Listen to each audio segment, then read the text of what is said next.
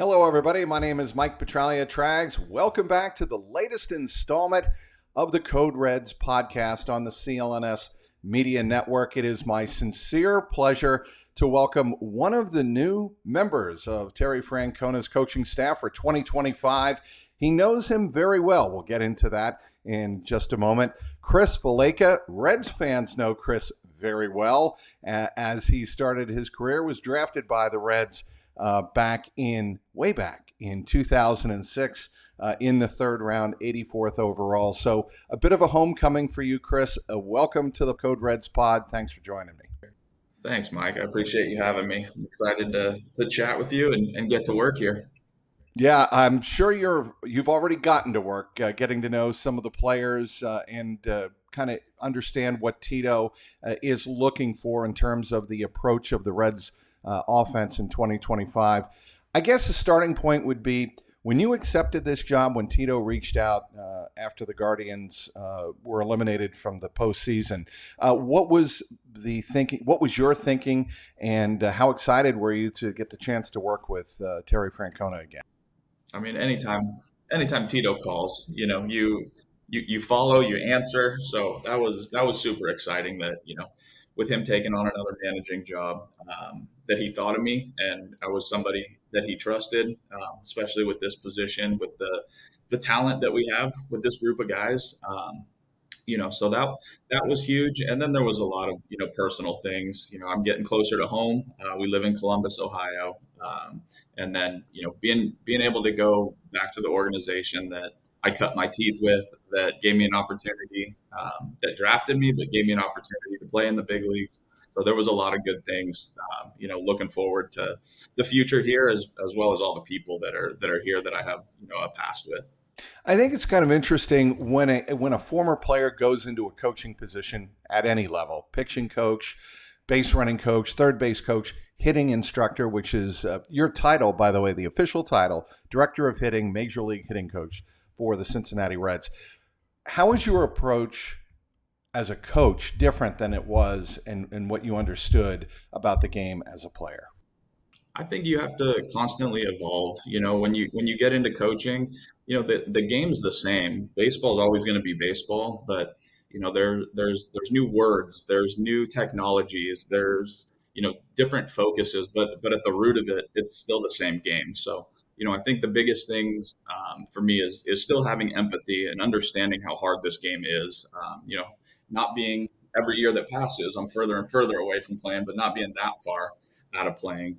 I feel like I can understand the struggles and I know what guys are going through. So being able to be that sounding board for them, but also being the filter of information. At the end of the day, like I said, it's still baseball. There's so many resources out there.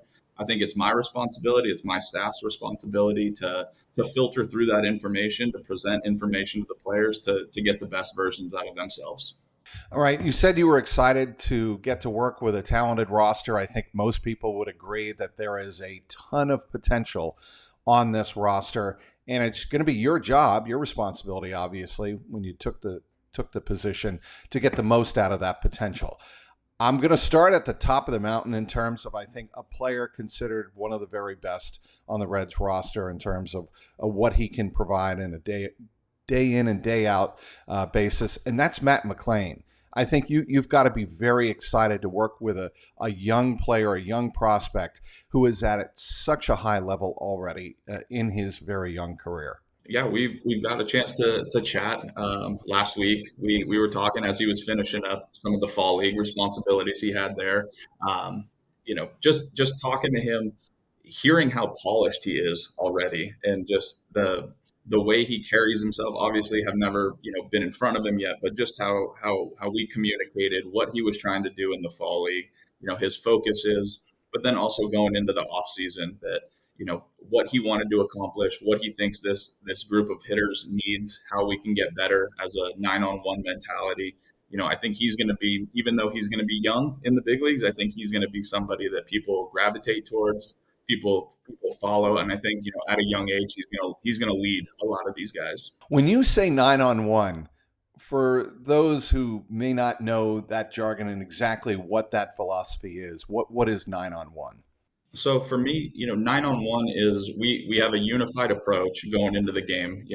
I think the ultimate sign of respect is when that pitcher, that catcher, that pitching coach knows what we're trying to do on a daily basis. And, having alignment from the leadoff hitter to the nine hitter, that we're all going about this the same way. We're valuing the power of the high five. I think getting back to the fundamentals of baseball is going to be important with this group. Knowing how much team speed we have. We have a dynamic offense. We got to fight for second base. And again, going back to the power of the high five, when we do move a runner, when we do get a guy in from third, the rest of the group on the top step and embracing that becomes our culture. That becomes our identity, that we're doing those little things and we're playing October baseball starting in March or February, whenever we kick off our first game.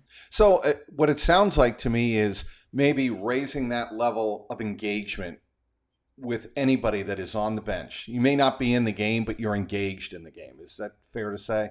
I think the engagement. I think there's going to be a big education piece. I think we're not just going to be talking about these things. When we start spring training, we're going to be working on situational hitting. We're going to be challenging ourselves. Like I said, we're going to make this part of our culture and our identity. That it's not like 29 other teams that talk about situational hitting or having a two strike approach, and then that's the last time you hear about it. Like, these things need to be at the forefront, the front of mind every day, not just for the nine guys that are in the lineup, but the guys that are going to pinch hit, the guys that are going to pinch run. That our offense is going to be based on creating pressure and havoc on these pitchers and being more dynamic than just waiting for the 3-run home run. The home runs are going to happen, but we're going to play in a lot of different ballparks that we got to find alternative ways to score runs, not just waiting for the one big blast.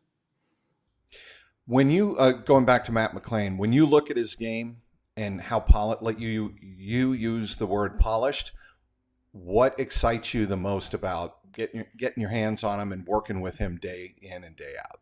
I think, ultimately, he's so polished. Like I'm saying, I hate to use the word in an explanation, but the approach that he takes, I'd say he's as close to a complete hitter at a young age. He knows how to move the ball around the field. I think there's a lot of power that he still hasn't tapped into, and that's going to come with time. I think that's with having at bats, that's having history with pitchers, it's knowing situations, but just the way this guy goes about his game from the start, I think he's going to be somebody that is going to know how to move a runner and take his base hit, take his extra base when he's base running. It's doing all those little things that's going to matter, not just from game one, but when we are standing there in October, hoisting a trophy. It's going to be because of players like Matt McLain and the way he goes about his business. Look, comparisons, Chris, I know are always tricky, if not dangerous, to do. But when I look at Matt McLain, I do see a little Stephen Kwan in terms of what they could do at the top of the lineup. The sneaky power, which I know you worked with Stephen this year or last couple of years since 2022, to kind of elevate his ability to drive the ball, right? I mean, is that safe to say? Yeah, absolutely. And what are, if I'm right in saying this or speculating about it, what are some of the similarities you see between a sensational young hitter and Stephen Kwan and a guy like Matt McLain? I think the contact is there, and I think that's, I hate to talk about contact or being a contact first coach. I think players have that ability. Some guys, need to incrementally move the needle, but with what Steven, what Matt can do, they already have that club in their bag. So, I think it's more about early in the count or educating when they can take that chance and look to drive the ball, knowing that with one strike, with two strikes, they can dial it back and still make contact and put a ball in play and create pressure on teams. I think swing decisions is going to be a huge thing with him, knowing where he should be hunting early in the count or whatever the situation is going to dictate. And then, when they're free at bats, you're going to get a ton of them. Look to take your chances. Look where you can do damage and be patient. Wait for that pitch. And we're going to have to be okay striking out looking at times. Hopefully it's not with runners in scoring position or runner on third. But, if we can stay stubborn to our plan, I think that's where the power comes from. And just being more cerebral, not just trying to, muscle balls out of the ballpark. All right, we are 9 minutes and 52 seconds into this podcast, and you know what name I have not mentioned? Shockingly, Elly? yes, Elly De La Cruz. And he is obviously one of the most electric players in the game. There's no question about that. He's earned that reputation the way he's approached the game with great energy, great effort. I think his effort gets underrated, underlooked sometimes. He plays the game at a pretty elevated level every single day of the season. But there is a but with any young player, and I think it's consistency and doing the little things that you need to do to be an effective player, superstar player, which is what I think the Reds envision him growing into. And when you look at Elly, and when you get a chance, have you talked to Elly, by the way? We've texted, yeah. Okay. When you communicate with him, what are the priorities you want to establish to hit the ground running in February in Goodyear? I think you nailed it with the consistency. I think the biggest thing with young players is they go through this evolution of they get to the big leagues and everything's new and they play with their hair on fire. And then they go into this survival type year. And now there's expectations. Now there's, pitching coaches, pitchers, catchers are circling your name on a lineup. Don't let him beat you. That's where the consistency comes, that you have to be stubborn to your approach and not try to do more than the game is asking you. So I think there's going to be a big growing up period for him, and as he's continuing to grow in the big leagues, he already belongs. He just needs to get to that point where him taking a walk is going to be as impactful as him hitting a double or trying to, follow some pitcher's plan around to make contact or put a ball in play or do damage. That similar to Jose Ramirez, you don't have to put the other 8 guys on your back. You getting to first base, the way he runs the bases is going to be on third in 2 pitches. So, you're going to create pressure. You're going to create havoc in a lot of different ways outside of just hitting the ball light tower power like we all know you can. Those are going to come from the situations when you force them back into the zone and you're stubborn with your plan, that if you're not following them around, they have to come at you because they don't want to put you on base where now you can get to second, now you can get to third. So I think just reframing him a little bit, and it's going to be a challenge. He hits from both sides of the plate. There's a lot to manage with that. But those are the challenges that I'm excited to take on in these next couple of years. How important is it for him to sharpen his knowledge of the strike zone? I think that's everybody, not just him, but I think even more so for him, knowing how hard he hits the ball. He can miss hit balls, especially at Great American, that can do some special things. But you can't go looking for that. You can't be trying to do more. You have to. Each game has a heartbeat, so you have to understand the heartbeat of the game and know what the game's asking you. In those times, you're going to have plenty of free at bats that you can go take your shot and look to elevate the ball. But there's going to be a lot of times where they're going to pitch around you to get to the guy behind you, or they're not going to want to try to come into the strike zone knowing that you're going to chase early in the count. You might chase late in the count. So just really focusing him, and again, going back to some of the strikeout looking, that's going to be some of the things that we're going to have to live with. And I hate to talk about the strikeout or being an advocate of the strikeout. I hate strikeouts, but I think there's good strikeouts and there's bad strikeouts, and that becomes some of the identity of the team. And it's not about strike 3. It's about how we got to strike 3. Did we chase early? Did we miss something big zone early in the count that forced us to chase late? Like, pitching's hard. These guys are, exceptional. They drive nice cars too that are standing on that mound. That, we if we can be more stubborn, we can be more focused, that we're going to put pressure on teams just by creating traffic and getting on base is going to be the biggest thing with Elly. What and I remember your conference call, your Zoom call about 2 months ago, or whenever it was, a month and a half ago. And one thing that struck me, Chris, was the fact that as a hitting coach, it's more than just what you do at the plate. It's how you approach the offense. And I never looked at it that way necessarily. I think of a hitting instructor a lot like a lot of fans do. You work with the guy at the plate. But there are often runners on base that you have to account for when you're at the plate, and also those runners on base. What are they thinking when the batter's at the plate, and what's the situation? And I guess my question here is, when you get a guy like Elly, are you coaching him outside of the batter's box as well? If you know what I mean. Absolutely. I don't want to step on toes with, other coaches have responsibilities, but I look at my job as the offensive coordinator. So everything that goes into that is base running, is how we go about that, is how we create traffic, because those at bats, going back to the hitting coach focus, are going to be dictated by where the runners are, what the game state is, what the game's asking.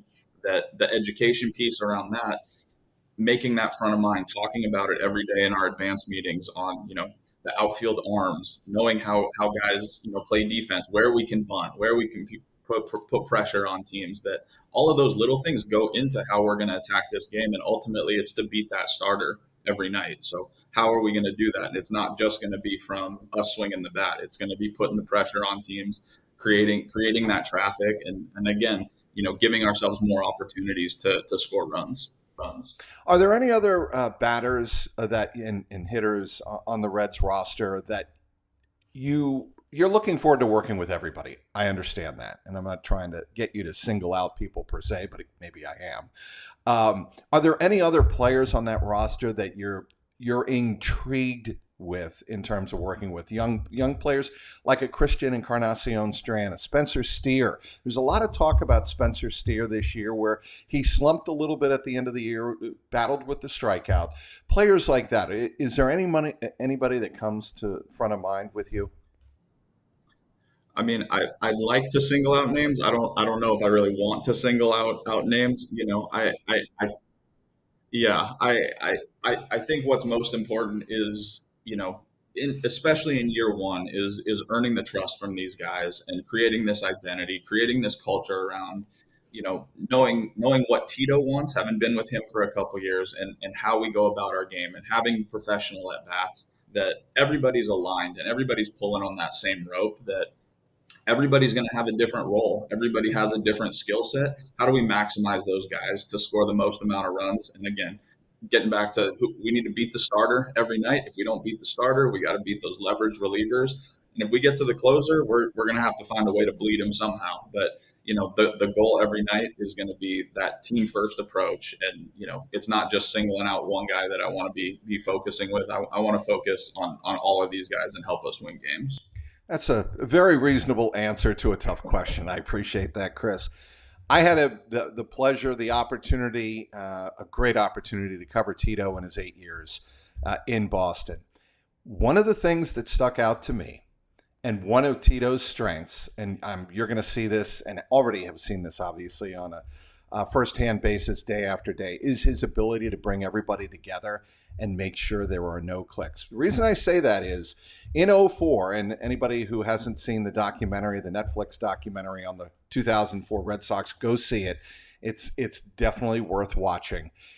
It's the way he worked with the different groups inside that clubhouse, namely the superstars. He had to work with guys like Nomar, who was already there until midway through the '04 season. He had to work with David Ortiz, Manny Ramirez, Pedro Martinez on the pitching side. There were so many personalities, Chris, and that's his strength, is to bring people together. And I'm just, from your perspective, you worked with him in 2022 and 2023. Any perspective, any additional insight you can give to my observation, which was on the outside as a reporter, that maybe enlightens the situation for our audience? Yeah, absolutely. I think you nailed it with how Tito has that gift of bringing everybody together. I think some of the things that I got to witness and will continue to witness is how much he values the name on the front of the jersey that we're wearing, not so much the last name. He respects those guys and their careers and what he's done, but he empowers them to be themselves. He has those guys lead the clubhouse. He has those guys lead meetings. He has those guys, take younger guys to dinner. He finds ways to connect the group, you know, outside of just wins and losses. It's putting people together. Just his nature of how he's constantly positive and upbeat and knows how to push buttons when he needs to push buttons. He knows when to love on a guy and put his arm around you. He's done it. He knows that the timing of things. I think I've seen him have 4 meetings in 3 years together with him. He's not that guy that's going to go flip over the desk. He's going to love on these guys. He's going to be the guys that are, it's like the parent. You don't want to disappoint him. He has a high standard of how we go about the game, and he's going to be the first one in your corner patting you on the back when you do those things right. Here's another thing I will tell you, and another observation I had. And, I know Tito pretty well. What he tells the press, what he tells people publicly is much different than the messaging inside the clubhouse. I get it. In most pro sports, it's that way, but it's particularly important with Tito that he defend his players to the last drop publicly and in the media. And he will almost never say a bad word about the player in public. That business gets taken up behind closed doors. Absolutely. He's never going to say a bad word about anybody. He's going to handle our business internally. He's going to be honest. He's going to be truthful, but he's not going to air laundry. He's not going to, out anybody when things are. And I think that's the beauty of him as well, that the players know that, and the players feel that, there's that standard of doing the right things and how Tito wants to run his clubhouse, that guys don't want to disrupt that, and knowing that he always has their back. I think it makes it pretty easy for these guys to get on board or get on the bus and everybody be going in the right direction. What have your conversations been like with Terry in terms of your early impressions of the roster, what your approach is going to be, what your priorities are going to be once you hit Goodyear? Yeah. I mean, we've talked quite a bit. He's got a ton of responsibility right now. He's been traveling a lot, going to see majority of these guys. So I think the biggest thing that we've talked about is just how exciting this roster is and the talent level that we have. And we're young, and we're going to have to develop at the big league level. And, there's going to be mistakes, but I think the biggest things, and like I mentioned earlier in the call, that creating the culture, creating the identity that this organization has a storied past, and getting back to that fundamental baseball and what these fans deserve, what these players can do. I think it's just, providing direction and again, getting back to the identity piece, who we're going to be and how we're going to hold that standard, on a daily basis. I want to get into Chris Valaika, the player, the guy that came up with the Cincinnati Reds. What are your fondest memories of the Reds organization? You played, you were the 2008 Reds minor league player of the year. You had a 317 average that year. You played in this must have been fun. You played for Team USA in the 2008 XM All-Star Futures game at Yankee Stadium. That was the last year of the old Yankee Stadium. All of that must have been stuff that you look back on very fondly. Oh, absolutely. I mean, all these experiences, and again, a reason why, coming back to Cincinnati was so important to me is they gave me these opportunities, and hopefully, I can help give back, to some of these players and give them the opportunities. Granted, they're all in the big leagues already. But I think, some of the memories I have that I hold dearest is just the history of this organization. I loved going to Reds Fest. I loved going to see the older players, and just how, even when I was there, how many, alumni were always around and chatting with the players, and just seeing that history and how passionate they still are about the organization, was really important to me. And then just, taking this job recently, how many people have reached out that are still in the organization, 10, 15 years later, that are still around. So I really value the loyalty that this organization has. So baseball memories aside, those come and go, but I think it's the people that have been the most important. Has there been a guy that has reached out, a former player or manager or coach, whatever, that has reached out and kind of set you back and go, wow? Has there been a wow moment since you took this hitting instructor job that you're like, well, that player has had such an impact in this organization and he just reached out to me? Have you had that moment? A couple stories actually. Talking with Barry Larkin, talking with Eric Davis. People that are still around the organization. Having hour plus conversations with them, breaking down each hitter. Them giving me their perspective, and they're Hall of Famers, and they're talking about these guys right now, wanting them to do well. So those have been some special conversations that I've had, and sadly, with Pete Rose passing away recently, a story when I got my first major league hit, I came back into the clubhouse and I had a voicemail from Pete Rose saying, I'm 3,000 some hits away from him, so keep swinging, kid. So just those things, that made my decision to come over here so much easier. Do you understand this concept that baseball matters here in a city like Cincinnati more than it does in other places? Absolutely. You can feel it, with opening day always being at home, and the parade, and just the vibe and the energy. I was on the 2010 team when we won the division that year, and just the energy that was around that. We got knocked out pretty early in the postseason there, but you can just feel it. And coming in as a visitor, I was with the Cubs, was with Cleveland. Most recently, just when you play in Cincinnati, there's something different there. You can just feel the buzz. You can feel the energy of the crowd. It's not like going some other places where it's, ruthless and mean. Like, the fans care. They're engaged. They know the players. They know the minor league system.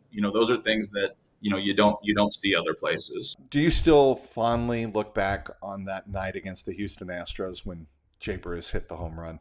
There are people who would say there was two moments that are louder than any others in Great American Ballpark history. First one would be that night in September when Jay Bruce clinched the National League Central. The other would be Todd Frazier, and I was there. I was fortunate to be there for the second one, and that was Todd Frazier winning the home run derby in 2015. The Jay Bruce home run was incredible. Jay's a good friend of mine still. So just looking back, I actually have I think, is it the Chicago Tribune? What's the major, or not, the Cincinnati Tribune? I'm sorry. Inquirer. I'm sorry. Yeah.